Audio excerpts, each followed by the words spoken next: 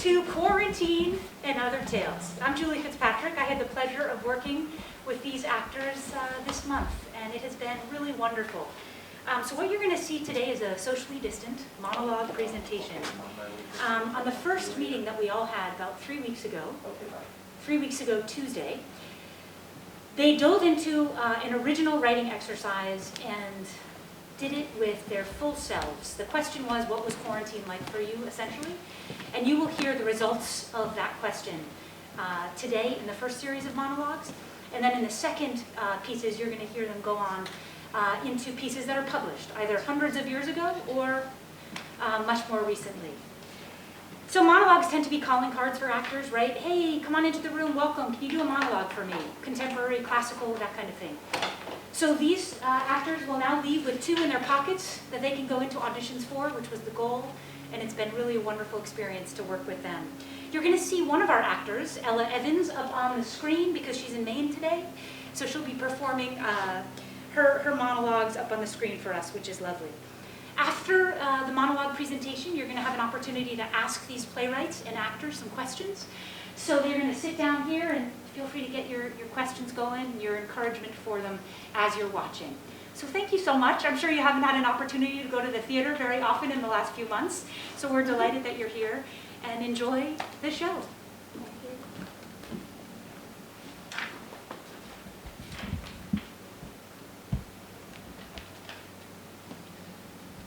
Friday morning, just towards the end of second period.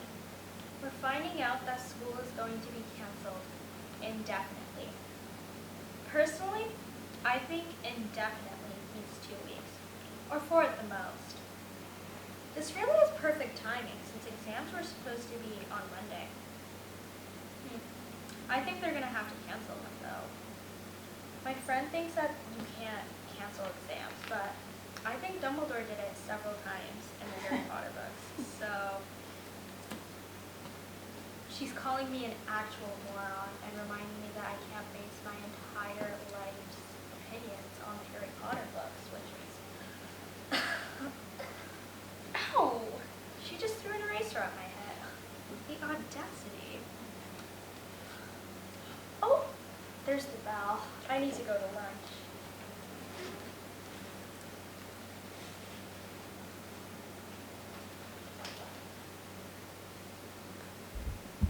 In the beginning, quarantine was fun.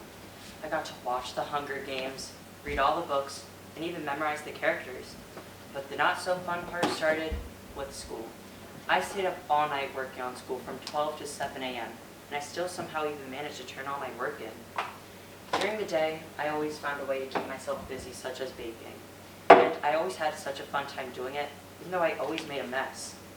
And I never drifted away from any of my friends because we always FaceTimed like all the time. Hey, wait 1 sec. You know, in a way, I actually am kind of grateful for this quarantine experience.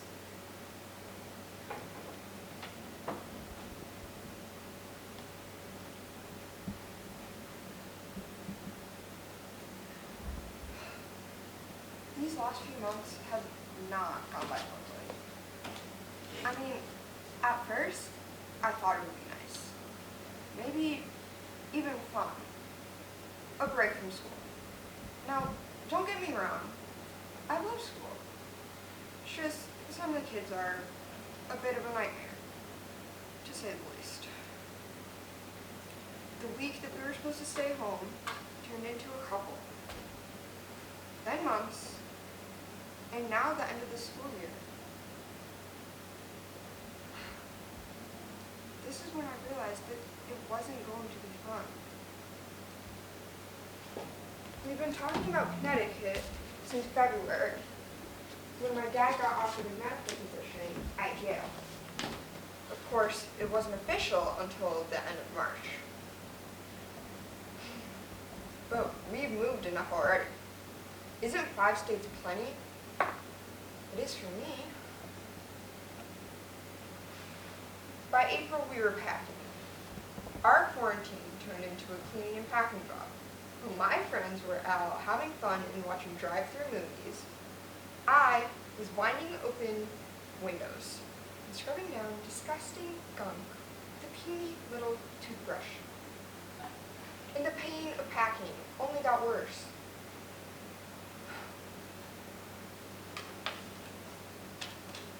By June, we were in a packed 7-people car with a crazy Aussie for 18 hours. Then, we came here, and we're staying with Graham. Until just 3 days ago, we got the house on Kimberly. And now, we're home.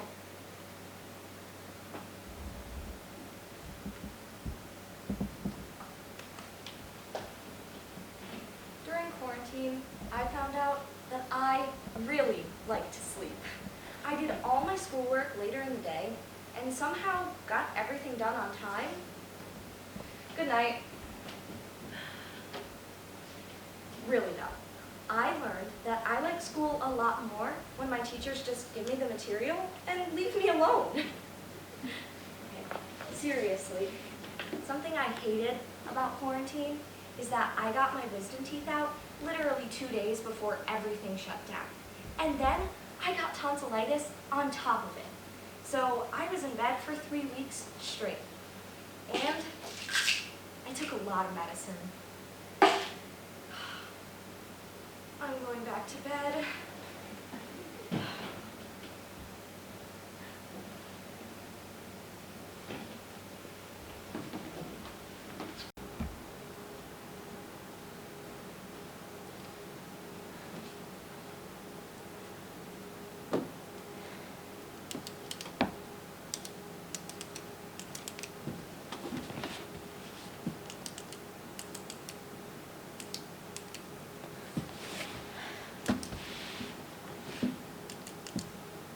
When quarantine first started, I didn't think it was going to be that bad. I mean, we still had school, therefore had something to do, but it was pretty boring. Since my mom went to the doctor, she was gone every day from 6 to 9. And since I'm an only child, I was home alone with nothing to do and no one to talk to. It was very boring. Even once more things finally started to open, I got to see some of my friends, but I still couldn't go anywhere. So, I started biking. I managed to find some trails really close to my house, and sometimes even got to go to town with a few of my friends. Quarantine may have put everyone's life on hold, but at least I finally found something out of it.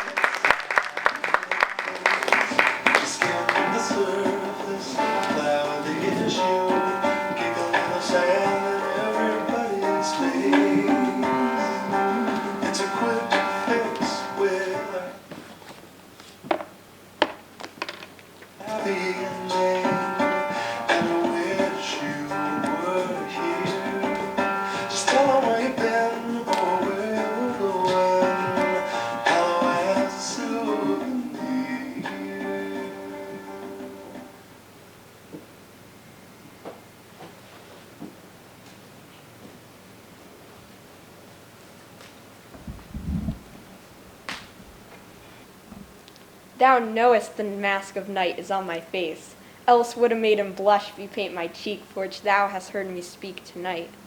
Fain would I dwell on form, fain deny. What have I spoke, but farewell compliment?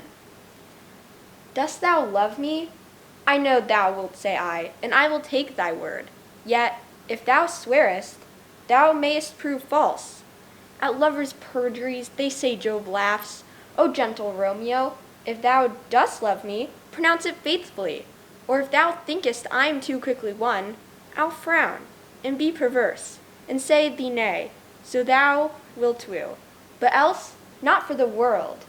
In truth, fair Montague, I am too fond, and therefore think my behavior light. But trust me, gentlemen, I'll prove more true than those who dare to be more cunning to be strange.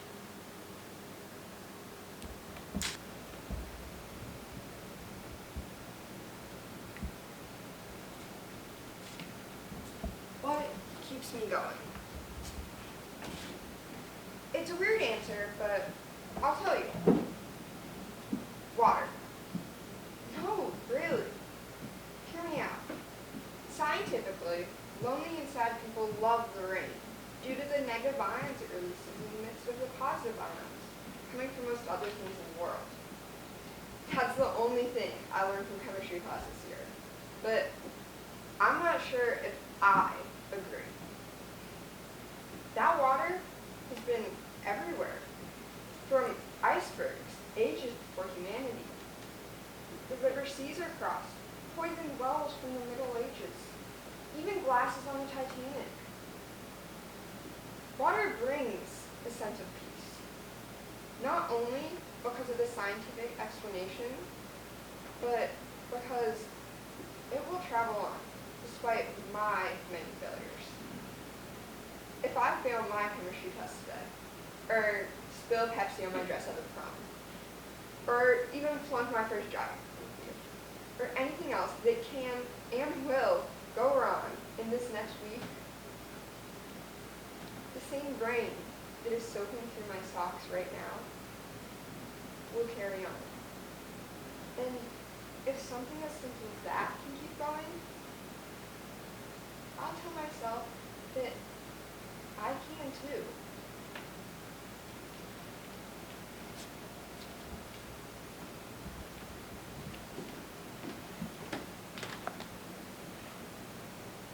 What fire is in my ears?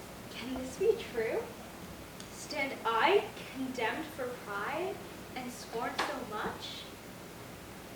Contempt, farewell, and maiden pride, adieu. No glory lives behind the back of such. Benedict, love on, I will requite thee. Taming my wild heart to thy loving hand. If thou dost love, my kindness shall incite thee to bind our loves up in a holy band. For others say thou dost deserve, and I believe it better than reportingly.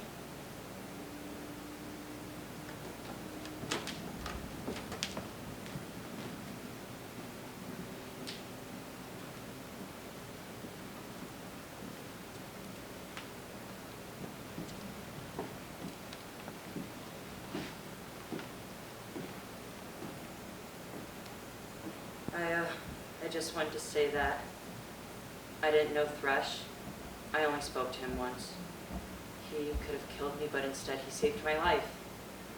It's a debt I'll never be able to repay. I did know Rue. She wasn't just my ally, she was my friend. I see her in the flowers that grow in the meadow by my house. I hear her in Mockingjay's song. I see her in my sister Prim, who was too young, too gentle. I couldn't save her. I'm sorry.